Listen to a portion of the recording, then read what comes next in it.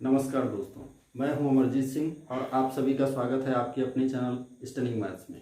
Stunning maths ने आप लोगों से वादा किया था कि टेट 2019 में जो पेपर हुआ था उस पेपर को यहां पर सॉल्व करवाया जाएगा। उसके पश्चात जो सिलेबस के अकॉर्डिंग पढ़ाई करना है हम लोगों को मैथ सेक्शन का, वो करवाया जाएगा। तो चलिए देखते हैं पहला क्वेश्चन क्या है।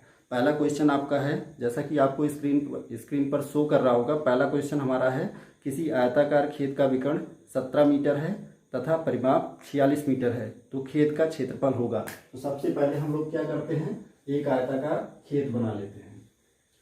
ये हुआ आपका आयताकार खेत हुआ। इसमें आपको दिया गया है विकर्ण कितना दिया हुआ है, विकर्ण आपको 17 मीटर दिया गया है। ये आपका 17 मीटर है। और पेरीमीटर यानी कि परिमाप कितना होगा, परिमाप वो चीज होता है जो किसी क्षेत्र के चारों तरफ का जो दूरी होता है उसे परिमाप कहा जाता है।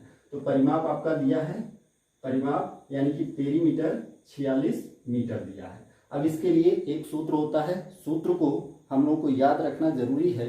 बिना सूत्र के इस प्रश्न को सॉल्व करना कठिन है। सूत्र क्या होता है, पी स्क्वायर बराबर 4d² प्लस 8a। ये आपका सूत्र है। P का मतलब पेरीमीटर यानी कि परिमाप, तो ये कितना दिया है, 17 मीटर दिया हुआ है, 46 मीटर दिया हुआ है। तो 46 का स्क्वायर बराबर 4, 4 और डायगोनल यानी विकर्ण कितना दिया हुआ है, विकर्ण आपका 17 दिया हुआ है। तो 17 का स्क्वायर प्लस 8a। ए का मतलब एरिया यानी क्षेत्रफल। इसका स्क्वायर करेंगे तो इसके लिए एक सूत्र होता है, 46 का किस तरीके से हम मल्टीप्लाई करेंगे, 46 के साथ मल्टीप्लाई करेंगे तो क्या होगा, सबसे पहले इसका इसके साथ में, फिर इसका इसके साथ में, और इसका इसके साथ में, फिर इसका इसके साथ में गुणा करेंगे। कैसे करेंगे, 6 6 36 6 हुआ, उसके बाद में 3 क्या हुआ, उधार हुआ, 6 चौका 24, तो यहाँ 24 ऐसे ऊपर लिखेंगे। उसके बाद इसका इसके साथ में करेंगे तो 4 6 24 ये हुआ, फिर 4 का 4 के साथ करेंगे। उससे पहले इसको जोड़ लेंगे, हम जोड़ेंगे तो कितना होगा, 4 4 8 3 11 1 हुआ, हाथ लगे 1 हुआ, 2 2 4 1 5 हुआ। अब इसमें 1 क्या हो गया, 1 यहाँ लिखेंगे और 5 आपका उधार हो गया। उसके बाद में 4 4 16 16 और 5 21।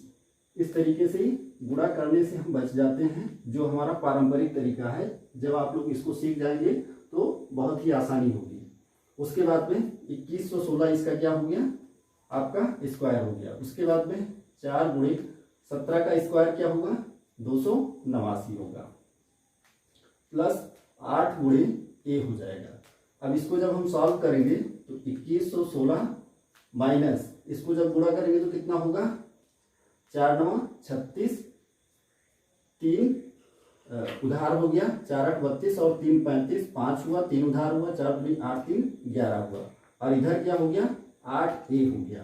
अब इसको इसमें से घटाएंगे तो क्या हो जाएगा, 8a बराबर हो जाएगा आपका 6 में से 6 गया 0, 1 में से 5 जाएगा नहीं, यहाँ से उधार लेंगे तो 11 में से 5 गया 6 हुआ, और यहाँ 0 बचा तो यहाँ से उधार लेंगे 10, 10 में से 1 गया 9, 960 है। ए बराबर क्या हो जाएगा, 960 बटे 8। इसको भाग करेंगे तो क्या होगा, 8 एकम 8, इसमें एक बार जाएगा, फिर 16 हो गया, यहाँ पर 8 दूनी 16 और 0 एरिया है तो किस में होगा, मीटर स्क्वायर में होगा। इस प्रकार से ये आपका पहला प्रश्न पूरा हुआ। अब दूसरा प्रश्न हम देखते हैं कि आपको स्क्रीन पर शो कर रहा होगा दूसरा प्रश्न है 2 के पावर माइनस 1 के पावर माइनस 1 के सरलीकरण से प्राप्त संख्या होगी। तो ऑप्शन है अभाज्य संख्या, सम संख्या, 2 का गुणक, विषम संख्या। तो इसमें पहले हम 2 के पावर माइनस 1 के पावर माइनस 1 को का सरलीकरण करेंगे, सिंप्लीफिकेशन करेंगे और देखेंगे क्या होगा। क्वेश्चन नंबर 2 है 2 के पावर माइनस 1 के पावर माइनस 1, और ये मझला ब्रैकेट या कर्ली ब्रैकेट में दिया गया है। इसको हम लोगों को सिंप्लीफाई करना है, सरलीकरण करना है। क्या होगा, 2 के पावर माइनस 1 को हम लिख सकते हैं 1/2, और उसके पावर में फिर क्या है, -1 है, तो फिर ये क्या हो जाएगा, इसके बटे में फिर एक बार हो जाएगा 1/2, सॉरी 1/2,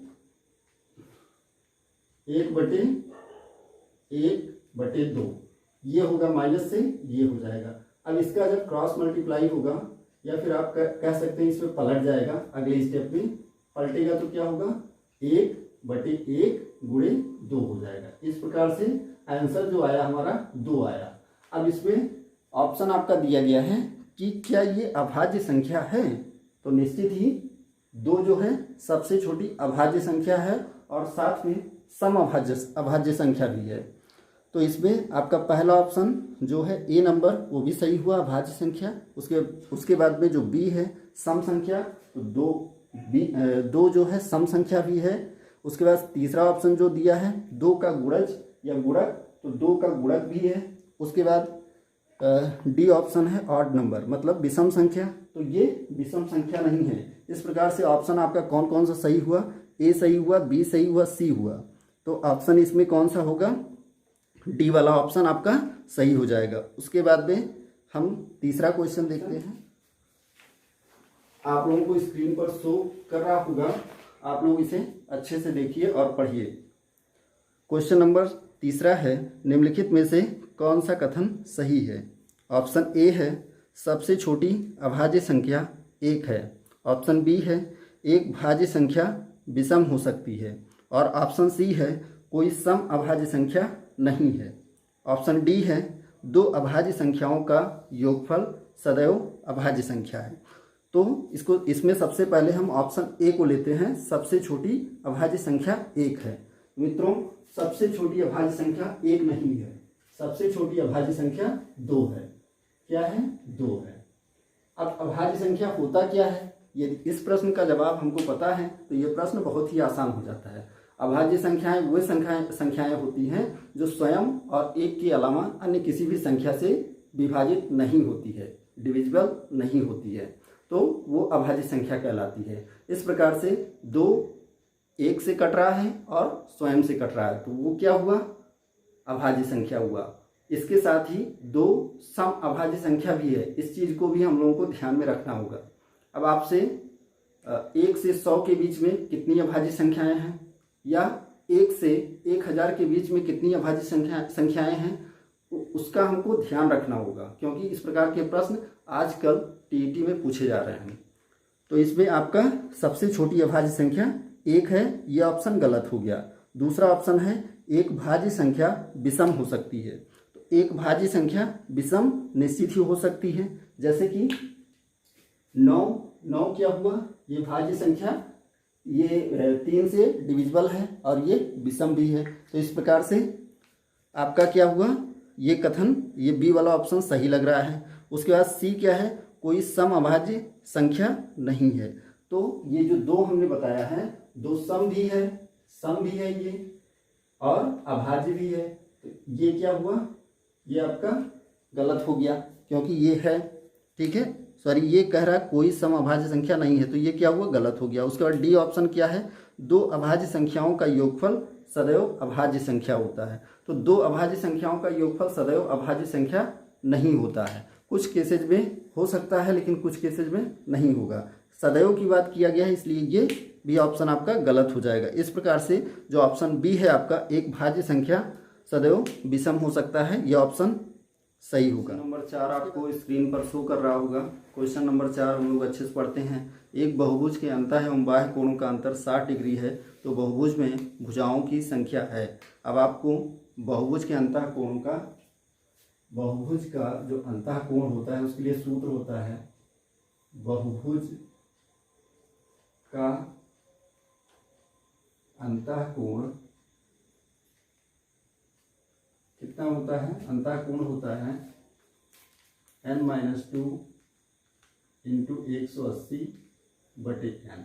और बहुभुज का बाह्य कोण क्या होता है, बाह्य कोण क्या होता है, बहुभुज का बाह्य कोण होता है 360 डिग्री/n।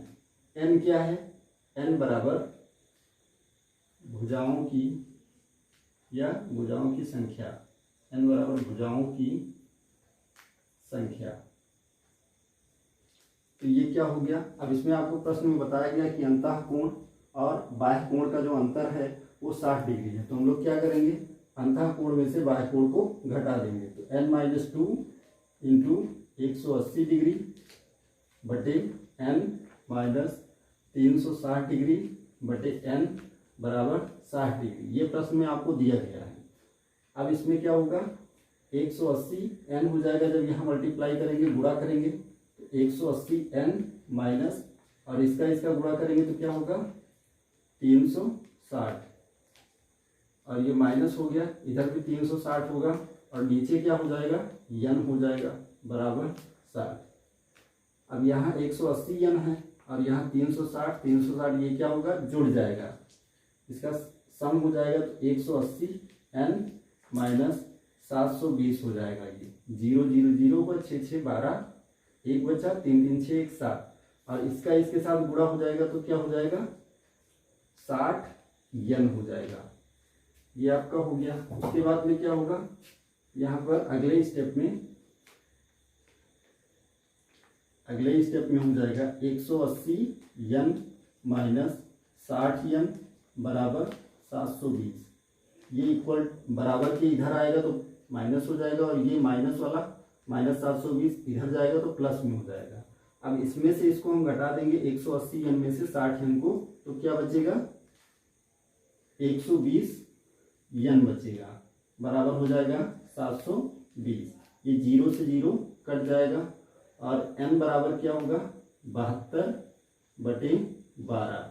क्या होगा n बराबर 72 बटे 12, तो 12 छक कितना हुआ 72, यानी कि भुजाओं की जो संख्या आई वो कितना आई 6 आई। भुजाओं की संख्या कितनी आई 6। तो ये आपका आंसर हो गया। अब हम प्रश्न 5वां देखेंगे जो कि आपको स्क्रीन पर शो कर रहा होगा, ध्यान से समझिएगा। क्वेश्चन नंबर 5 क्या कह रहा है। क्वेश्चन नंबर 5, एक सरल रेखा पर स्थित बिंदुओं की संख्या होती है 0, 2, 1 और असंख्य। अब मान लेते हैं ये कोई आपकी एक रेखा है। अब इस पर कहा जा रहा है कि इस पर बिंदुओं की संख्या होती है। तो क्या हम बिंदुओं की संख्या जो पॉइंट्स है, ये पॉइंट्स है, इसको हम काउंट कर सकते हैं कितने पॉइंट्स हैं एक लाइन में। काउंट तो कर नहीं सकते, गिन तो सकते नहीं हैं कितने बिंदु हैं इसमें। तो ये क्या हो जाएगा आपका अनंत हो जाएगा। एक रेखा में या एक लाइन में बिंदुओं की जो संख्या होती है वो क्या कितना होता है अनंत होता है। तो इस प्रकार से चौथा ऑप्शन इनफाइनाइट जो है असंख्य वो सही हो जाएगा। उसके बाद में क्वेश्चन नंबर 6 जो आपको स्क्रीन पर दिख रहा होगा, इसको अच्छे से पढ़िए।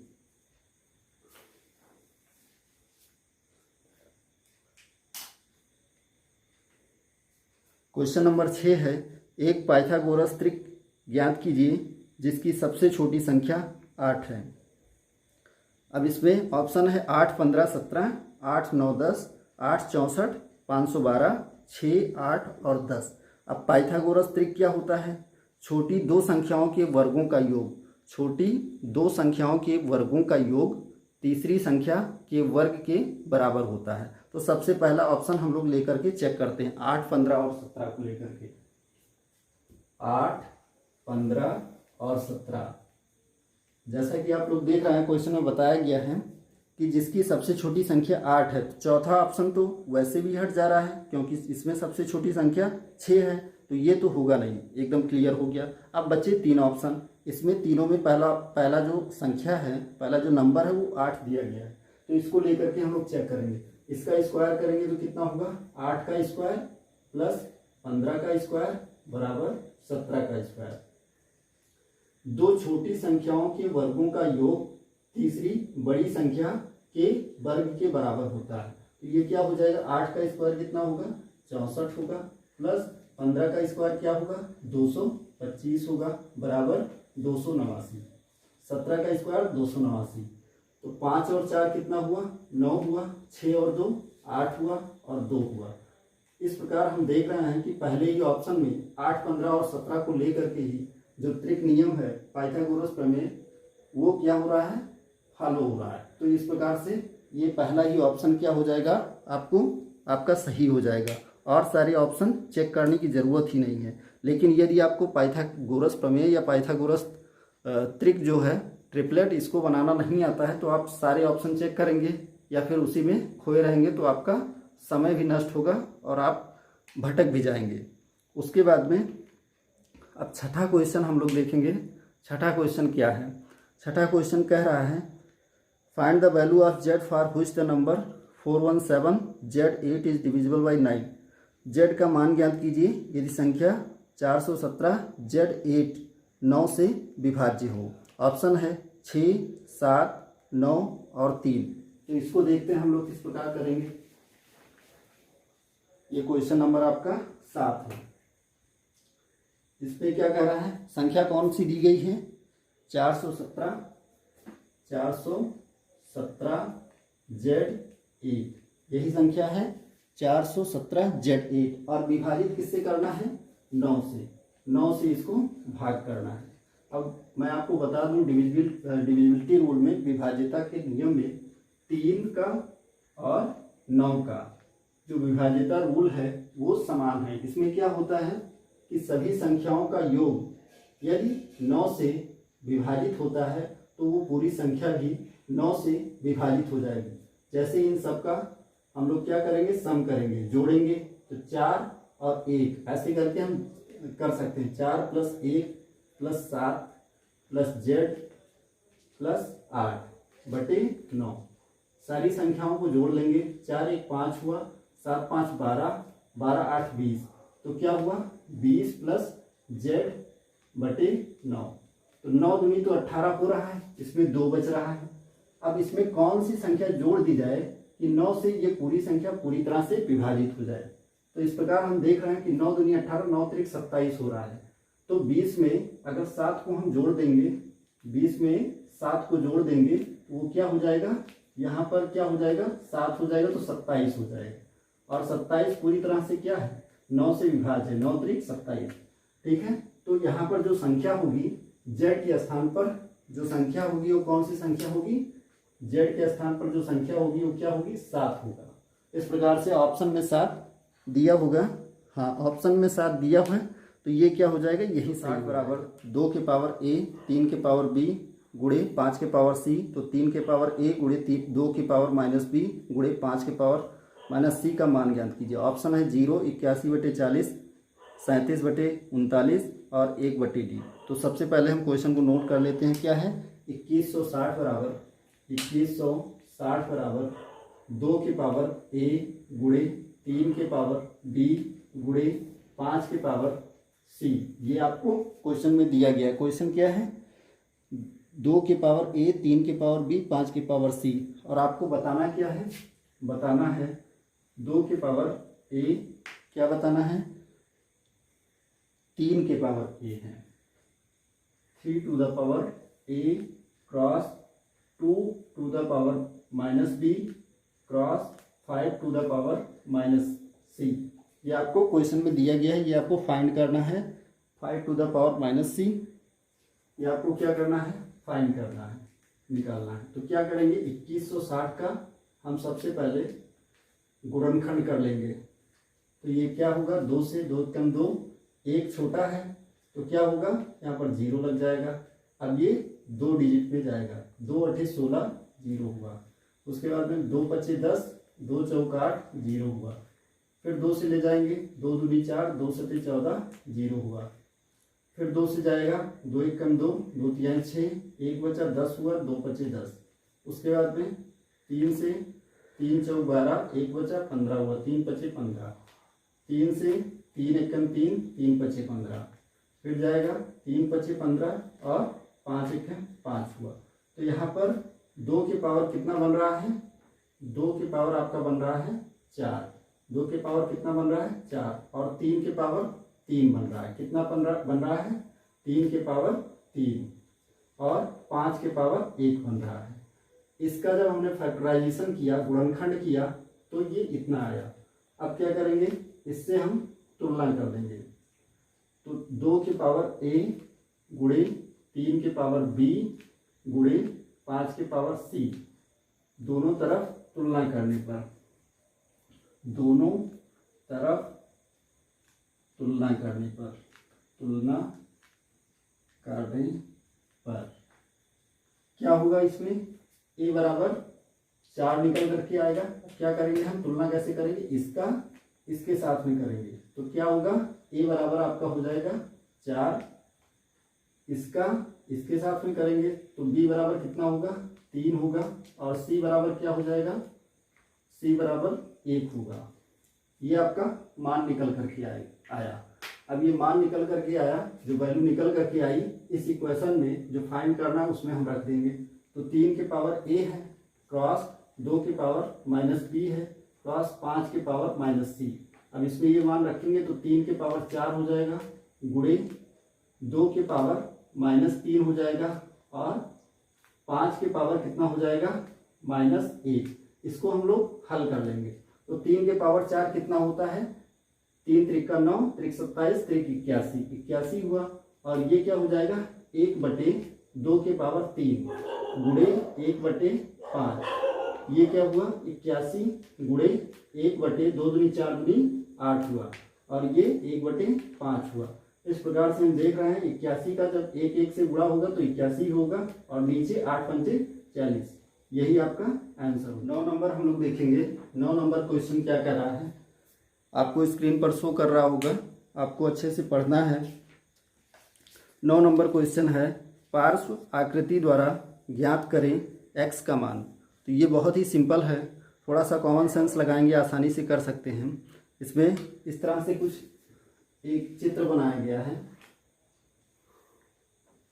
अब इसमें आपको दिया गया है, क्या क्या दिया गया है, 1 2 3 4, यहाँ से 1 2 3 4 और यहाँ दिया गया है x 8 और क्या है 27 64, ये आपको दिया गया है। अब यहाँ से हमको क्लियर एक चीज पता चल रहा है कि इससे जब कर रहे हैं, इससे तो कर रहे हैं, ये आपको वैल्यू निकालना है, तो ये तो पता नहीं चल रहा है। लेकिन इससे पता चल रहा है कि 2 का ये क्यूब किया गया है तभी ये 8 हो रहा है। 2 का क्यूब किया गया है, 2 दूनी 4 दूनी 8। फिर इसको भी चेक करेंगे, 3 त्रिका 9 त्रिक 27। फिर इससे भी करेंगे, 4 चौक 16 चौका 64। और इसको जब करेंगे तो क्या होगा, एक ही होगा। क्या होगा, एक ही होगा। 1 का क्यूब करेंगे तो 1 ही होगा। तो ये इसका आंसर आपका क्या हो जाएगा, 1 हो जाएगा। उसके बाद में मैं आप लोगों को बता दूं कि जो क्यूब है, कम से कम आप लोगों को क्यूब 1 से लेकर के 20 तक याद होना चाहिए। स्क्वायर आप लोगों को कम से कम 1 से लेकर के 30 तक ये याद होना चाहिए। जब ये चीज़ आपको याद होगा तो आसानी से आप प्रश्नों को हल कर पाएंगे। उसके बाद हम लोग अगला प्रश्न नंबर 10 क्या कह रहा है, किसी बंटन का बहुलक ज्ञात किया जा सकता है। ऑप्शन है, से कम संचयी बारंबारता वक्र द्वारा, से अधिक संचयी बारंबारता वक्र द्वारा, आवृत्ति बहुभुज द्वारा, आयत चित्र द्वारा। तो इसमें आपका ऑप्शन जो होगा वो डी वाला ऑप्शन होगा, आयत चित्र द्वारा। क्योंकि क्या होता है, उसमें आयत बना करके ही किया जाता है। इसको जब पढ़ाया जाएगा तो आप लोगों को अच्छे समझाया जाएगा से कम बारंबारता क्या होता है और से अधिक संचयी बारंबारता मतलब क्या होता है। तो इसका ऑप्शन जो होगा वो डी होने। आज 10 प्रश्न हल किया है, कल भी 10 प्रश्न करेंगे और उसको समझेंगे कि किस प्रकार से लगाया गया है। आप लोगों ने इसे देखा, आप इसके लिए बहुत बहुत धन्यवाद। Thank you.